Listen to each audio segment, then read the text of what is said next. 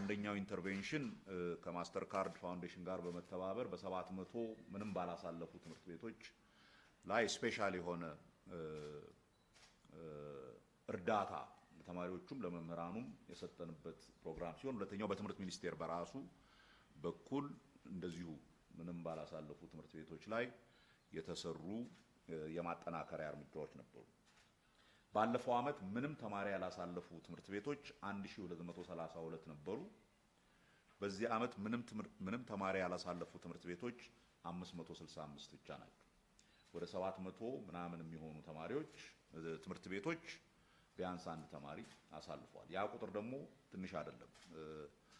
በተለይ እኔ ማስታውሰው በኮምፒውተር ፈተና ከወሰዱት ትምህርት ቤቶች ውስጥ በፊት ምንም ካላሳለፉ ትምህርት ቤቶች በኮምፒውተሩ ብቻ ወደ 4500 ተማሪዎች አልፈዋል። በእነኚህ ትምህርት ቤቶች 100% ተማሪዎች ያሳለፉ ትምህርት ቤቶች ባለፈው ዓመት 62 ነበሩ፣ ዘንድሮ 88 ሆነዋል። በ26 ትምህርት ቤቶች ሙሉ ለሙሉ ተማሪዎቻቸውን አሳልፈዋል። ምንም ተማሪ ያላሳለፉ ትምህርት ቤቶች በክልል አዲስ አበባ አንድ ትምህርት ቤት አለ፣ አፋር 21 ትምህርት ቤቶች፣ አማራ 98 ትምህርት ቤቶች፣ ቤኒሻንጉል ጉሙዝ 29 ትምህርት ቤቶች፣ ማዕከላዊ ኢትዮጵያ 22 ትምህርት ቤቶች፣ ድሬዳዋ 5 ትምህርት ቤቶች፣ ጋምቤላ 2 ትምህርት ቤቶች፣ ሐረሪ 3 ትምህርት ቤቶች፣ ኦሮሚያ 156 ትምህርት ቤቶች፣ ሲዳማ 16 ትምህርት ቤቶች፣ ሶማሌ 9 ትምህርት ቤቶች፣ ደቡብ ኢትዮጵያ 86 ትምህርት ቤቶች፣ ደቡብ ምዕራብ ኢትዮጵያ 69 ትምህርት ቤቶች እና ትግራይ 48 ትምህርት ቤቶች ምንም ተማሪ አላሳለፉም።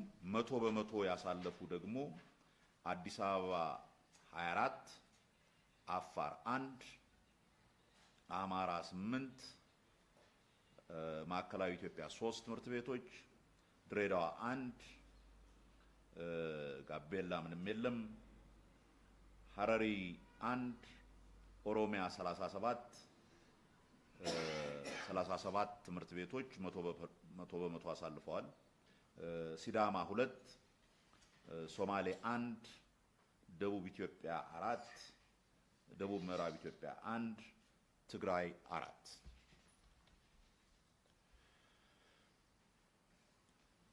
ፈተና በሁለት መልኩ ሃይብሪድ እንትን ነው የሰጠነው። እንደምታውቁት ኮምፒውተር ቤዝድ ቴስቲንግ እና ፔፐር ቤዝድ ቴስቲንግ በሁለቱ መካከል ያለው የማለፍ ምጣኔ ሲግኒፊካንት የሆነ ዲፍረንስ አለ። በኮምፒውተር ቤዝድ ኦንላይን የተፈተኑ ተማሪዎች 18.37%ን አሳልፈዋል። በወረቀት ፈተና የወሰዱ 4.2% ብቻ ተማሪዎችን አሳልፈዋል። አንዱ ቶሎ ብለን ከዚህ በወረቀት ከመፈተን ወጥተን ወደ ኦንላይን ፈተና እንገባለን ስንል ነበር። ዘንድሮ እንደማንም ገፍተን 100 እንደርሳለን ያልነው ወደ 60% አካባቢ ነው የደረስነው። በሚቀጥለው ዓመት ግን ፉል ኮሚትመንት አለ። 100% በኮምፒውተር ላይ የተመሰረተ ፈተና እንሰጣለን። ሁሉንም ብለን ነው የምናስበው። ከፍተኛ ውጤት የተገኘው በተፈጥሮ ሳይንስ 591 ከ600 ማለት ነው 591.6 ወንድ ኦዳ ስፔሻል ቦርዲንግ ስኩል አዳማ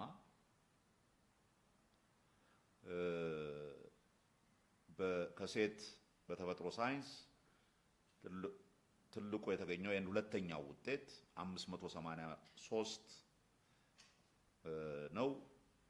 እቺም ሴት ልጅ አገው ምድር ወይም እንጅባራ ከተማ ውስጥ ያለ አገው ምድር የሚባል ትምህርት ቤት።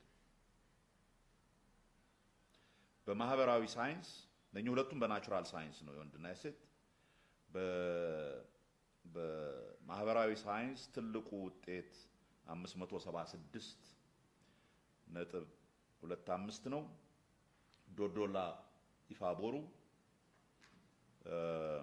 ወንድ ሴት ደግሞ 569.1 ቦሌ አዲስ አበባ ሱፐር ሆሊ ሴቪየር ትምህርት ቤት የሚባለው ከዛ ነው በሃይስት ግሬድ የተገኙ። ሁሌም እንደሚጠበቀው በተለያዩ ጥፋቶች ምናምን የሚገኙ አሉ። ከዛ ሱፐርቫይዘሮች የሚመጡ ኮምፒውተር ላይ ስንከታተል ምን ይዛቸው እነሱን የበለጠ እያጣራን እንሄዳለን። ሲገቡ ኮምፒውተር ስልክ ይዘው በመግባት በምናምን በተለያየ መንገድ ወደ 265 አካባቢ ተማሪዎች ከፈተናው እንትን ተብለዋል። ኮምፒውተር ላይ ደግሞ ባለ ኢሬጉላሪቲ ተብሎ እየተጣሩ በዝርዝር እየተጣሩ ያሉ ተማሪዎች አሉ።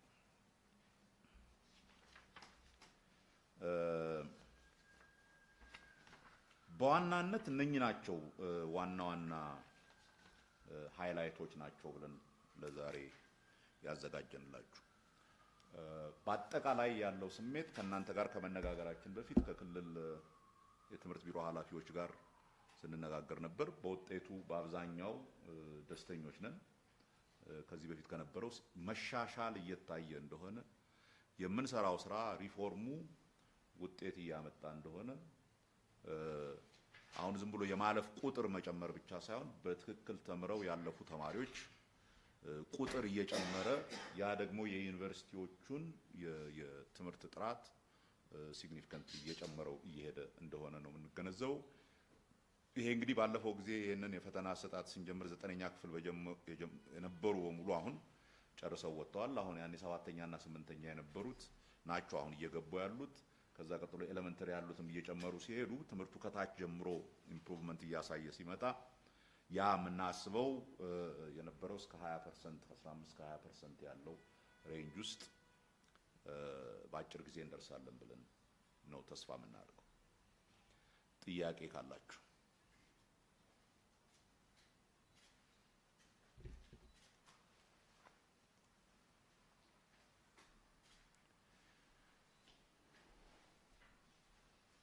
ጥያቄ የለም? ግልጽ ነው?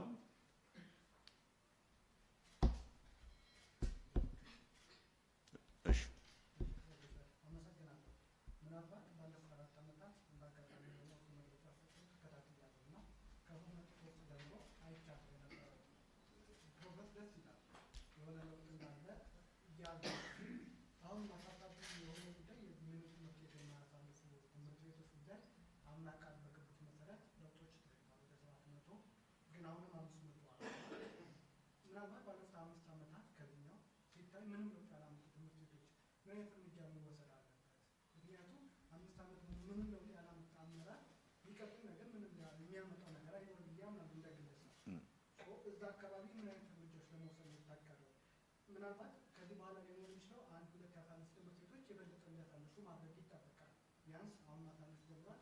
ቀጣይ ያንን ቁጥር ማሳደግ አለባቸው እና ከእሱ ጋር በተያያዘ ምንድን ነው የሚታሰበው? በተለይ ሙሉ ለውጥ ለማምጣት ከቦርዲንግ ጋር ጥሩ ለውጦች አሉ፣ ግን ተደራሽነትን ጋር አሁን እየተሰራ ነው። እሱ ጋር ያለው ነገር ምክንያቱም ኢንተርናሽናል ተማሪዎች ጥሩ አቅም ያላቸው ተማሪዎች ናቸው እዛ አካባቢ የሚኖሩ እነሱ ጋር ድጋፍ ይደረጋል። ከዛ ባለፈስ ምንድን ነው የሚሰራ? ለምሳሌ በአዲስ አበባ ዩኒቨርሲቲ ያደረገው አዲስ አበባ ከተመሰረተ ያደረገው ነገር አለ። ተማሪዎች እንዲማሩ ያደረገ ምክንያት ክልል ጋር ግን እንዲህ ነገር እንደሌለ ለመስማት ሞክራለሁ።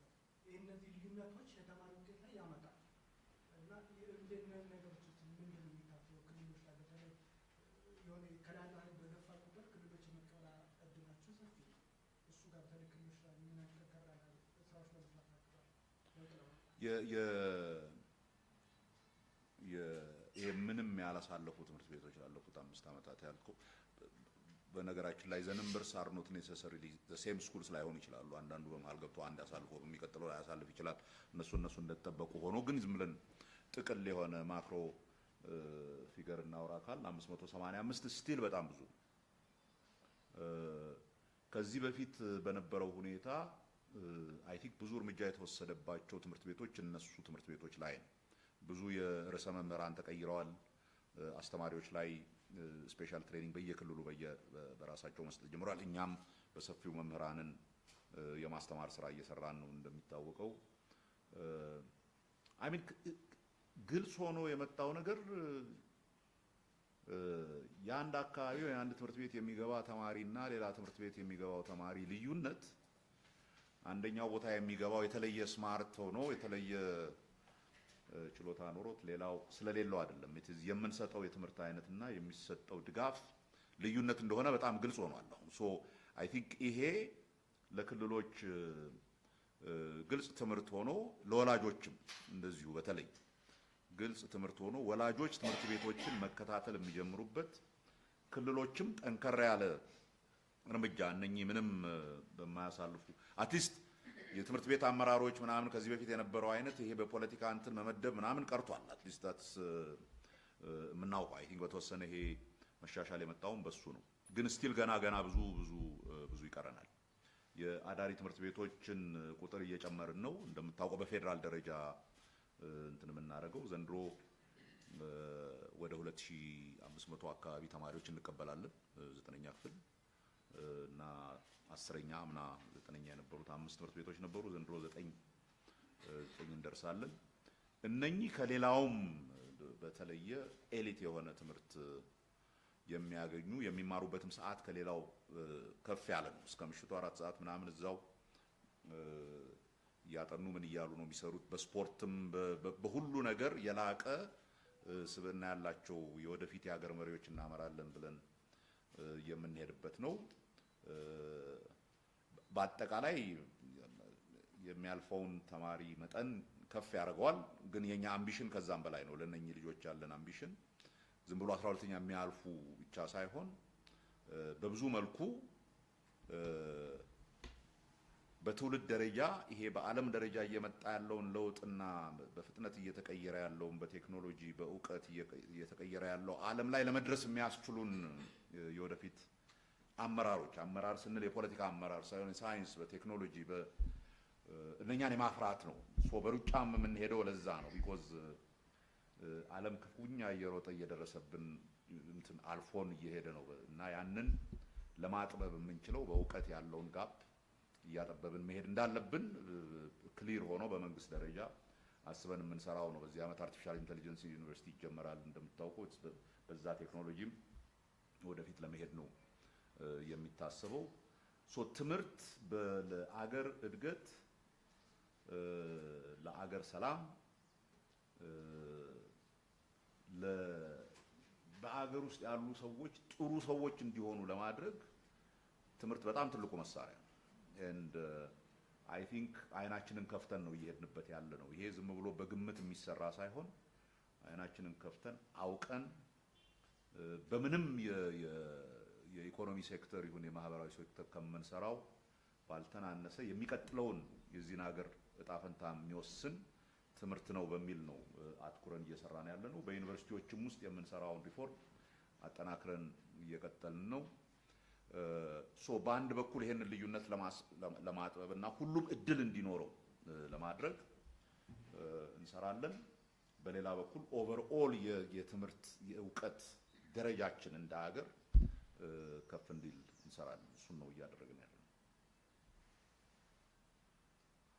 ሌላ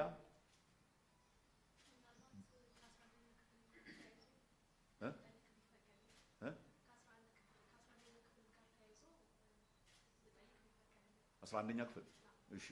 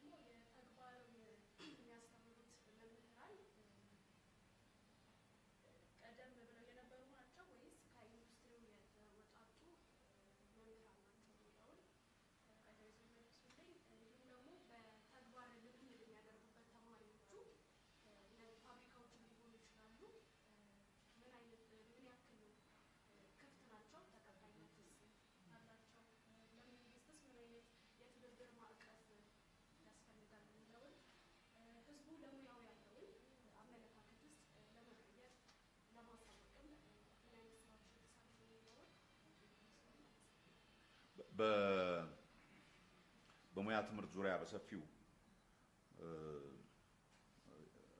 ስራና ክህሎት አካባቢ ያለውን በሙያ ትምህርት ለማስፋት እየተደረገ ያለውን እንትን በዝርዝር እዛ ሄዶ ማወቅ ይጠቅማል። እኔ ፐርሰናሊ በዝርዝር ስለማላውቀው ሰፋ ያለ እንቅስቃሴ እየተደረገ እንደሆነ አውቃለሁ።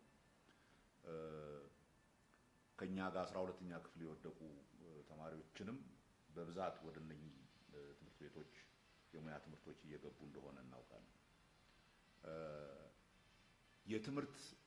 የትምህርት ስርዓቱና ካሪኩለሙ ፈንዳሜንታሊ ከተቀየረበት ነገር አንዱ ይሄ ነው። ይሄ በፊት የነበረው አይነት አካዳሚክ የሆነ እንትን ብቻ ሳይሆን ሃይ ስኩሎቹ በሙሉ ይሄ ኮምፕሪሄንሲቭ ሰከንደሪ ስኩል ሲሆኑ ተብሎ የሚሰራው ወደ አካዳሚ እንኳን መሄድ የሚፈልጉም ቢኖሩ ግን ሙያን ማወቅና እንትን መማር አስፈላጊ ነው በሚል ነው አሁን ሃይ ስኩሎቹ በሙሉ ወደ ድሮ እንደነበረው የቴክኒክ ትምህርት አብረው እንዲማሩ የሚደረገው። አሁን እሱን ስታረጊ እነኚህ ሁሉ ትምህርት ቤቶች ላይ በቂ አስተማሪ ታገኛለሽ ወይ፣ በሁሉም አይነት ትምህርት ሰዎች ታገኛለሽ ወይ የሚለው ኦብቪየስሊ ቀስ እየተባለ የሚደረስበት ነው። አንዱ ምን መርጠው ምንድነው መስጠት የምንችለው በዚህ አመት በሚቀጥለው አመት ስንት እንጨምራለን እያልን ነው የምንሄደው። አንዳንዱ ካፒታል ኢንቴንሲቭ ነው እንደምታውቁ የሙያ ትምህርት ለማስተማር አሁን የማሽን እንትን እናስተምራቸው ብንል በእያንዳንዱ ትምህርት ቤት ውስጥ እንደዛ ማድረግ አንችልም። አንዱ የሚደረገው ምንድነው አካባቢው ካሉ ቲቬቶች ጋር የሙያ ትምህርት ቤቶች ጋር እናገናኛቸውና እዛ እየሄዱ ትሬኒንግ የሚወስዱበት እንትን እናደርጋለን። ግን እነኚህን ትምህርት ቤቶች ራሳቸውን ሰፋ ያለ የቴክኒክ ትምህርት መስጠት የሚችሉ እንዲሆኑ ለማድረግ እንሞክራለን። አሁን ዘንድሮ እኛና ሰዎች ለሰዎች በአንድ ላይ ወደ 34 35 ሞዴል ሁለተኛ ደረጃ ትምህርት ቤቶች እየሰራን ነው በሁሉም ክልል እና እነኚህ ሞዴል ትምህርት ቤቶች በትክክል ባስታውሰው ወደ 22 ብሎኮች ናቸው። በጣም ግዙፍ ትላልቅ ትምህርት ቤቶች ናቸው። ሁሉም አይነት የሙያ ትምህርት እንዲኖራቸው ተደርጎ ነው የተሰሩት። አሁን እነኚህ በክልሉ ውስጥ ያሉ ሞር ወደ ሙያ ትምህርት ኢንክላይንድ የሚሆኑ ልጆችን ከ10ኛ ክፍል ጀምሮ ኦር ኢቭን ከዛም ኤርሊየር እንደዚህ የቴክኒክ ትምህርት እየተማሩ እንዲመጡና ኢቭን ሲጨርሱ 12ኛ ክፍል ባያልፉ እንኳን በዛ ባገኙት ላይ ዜን የሙያ ትምህርት ቢጨምሩበት ቲቤቶች ላይ ዜን ወደ ስራ በደንብ ሊያስቀጥራቸው የሚችል ክህሎት ይዘው ይገባሉ። ሌላው ያነሳሹና በጣም ኢምፖርታንት የሆነው የትምህርት ቤቶችና የኢንዱስትሪ ትስስር። አሁን በዩኒቨርሲቲ ደረጃ የከፍተኛ ትምህርትና የኢንዱስትሪ ትስስር ህግ አዋጅ ወጥቷል። በዛ መሰረት ዩኒቨርሲቲዎች ከኢንዱስትሪ ጋር እየተሳሰሩ ተማሪዎች የሄዱ እነኚህ ቦታዎች ኤክስትረንሺፕ የሚሰሩበትን ሁኔታ እየተፈጠረ ነው። እሱን አሁን በሁለተኛ ደረጃ ትምህርት ቤቶች በተለይ የዚህ የሙያ ትምህርት የሚማሩ ተማሪዎች ላይ እንትን ለማድረግ በየክልሉ እንቅስቃሴ ተጀምሯል። ገና ነው እንደሚታወቀው አብዛኛው የኛ ባለ ኢንዱስትሪዎች ምንም የማይችልን ሰው አስገብቶ እንትን ማድረግ ይፈራሉ። ግን ቀስ እያልን ለማለማመድ እየሞከርን ነው። ለነሱም እንደሚጠቅም እያሳየን ሪሊ ስኪል ያላቸው ልጆች እያስተማሯቸው እንትን ካደረጉ የበለጠ ይጠቀማሉ። በትምህርት ቤቶቹም ደረጃ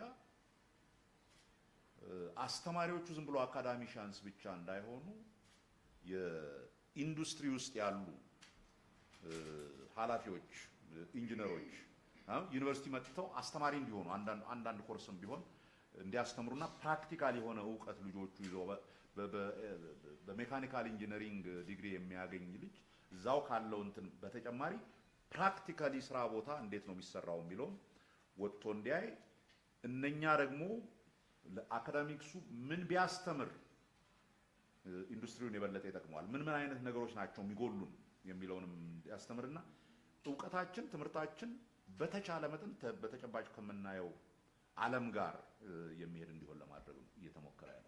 ጊዜ ወስዳሉ፣ ትንሽ ጊዜ ወስዳሉ። የአመለካከት ብዥታ የለም። አሁን በዚህ ክሊር የሆነ አመለካከት ነው ያለው ቦዝ በትምህርት ሴክተሩ በኢንዱስትሪው ይሄ አስፈላጊ የሆነ ግንኙነት ነው። በዚህ ላይ መግፋት አለብን። የነ ቻይና ኤክስፒሪየንስ የሚነግረን እሱ ነው። አዎ 2017 ነው 11ኛ ክፍል ጀመረ። ለስመሽተናቸዋል። እሺ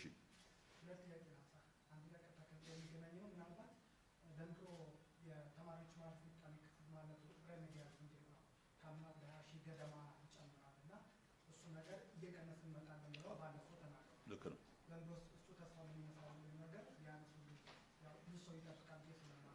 ልክ ነው። በሌላ በኩል ደግሞ ከዚህ ከመጽሐፍ ትምህርት ጋር አንድ ጥያቄ ባነሳ ደስ ይለኛል። ሰሞኑ የአታሚያን ማህበር ለማውራት ተከፍቶ ነበርና ምንድን ነው ኢትዮጵያ ውስጥ አታሚዎች ያሉ የመጽሐፍ ትምህርቶች ለምንድን ነው የሚታተሙና ታተላቸው የሚል ነገር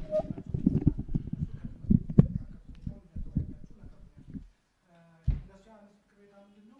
እኛ እንችላለን፣ ነገር ግን ትምህርት ሚኒስቴር ፐርፎርማንስ ይሰጣል በአንድ ወር ጊዜ ውስጥ ካደረሳችሁ ብቻ ነው ትምህርቱ ኢንዱስትሪ ለሀገር ውስጥ የሚሰጣቸው የሚል ነገር በማንሳቱ እሱን ማቅረብ ባለመቻላችን ለውጭ ተሰጥቷል የሚል ነገር አንስቷል። እና የውጭ ትምህርት ሲመጣ ደግሞ ለውጭ ትምህርት በሰጠው ጊዜ ደግሞ ቢሰጠ ኖሮ ሙሉ ለሙሉ ሀገር ውስጥ አትመን ማስቀረት እንችል ነበር የሚል ቅሬታ አንስተዋል።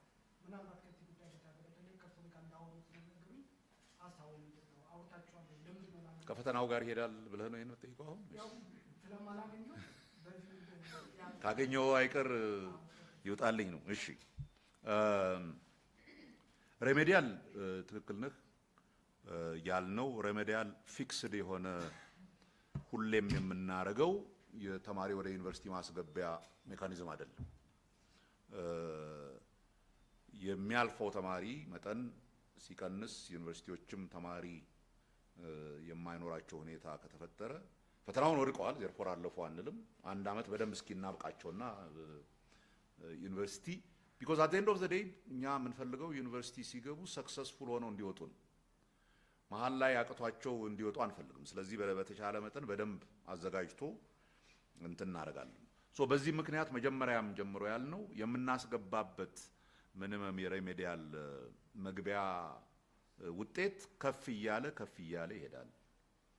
የምንቀበለው ተማሪ በሬሜዲያል እየቀነሰ ይሄዳል። በምንድነው ዲፔንድ የሚያደርገው? በሚያልፈው ተማሪ ብዛት ነው። ሶ ዘንድሮ 70 ሺህ ጠቅላላ 70 ሺህ ተማሪ አካባቢ አልፏል። ሶ ኦብቪየስሊ የምንቀበለው የሬሜዲያል እንትን ሲግኒፊካንትሊ ይቀንሳል። ተስፋ የምናደርገው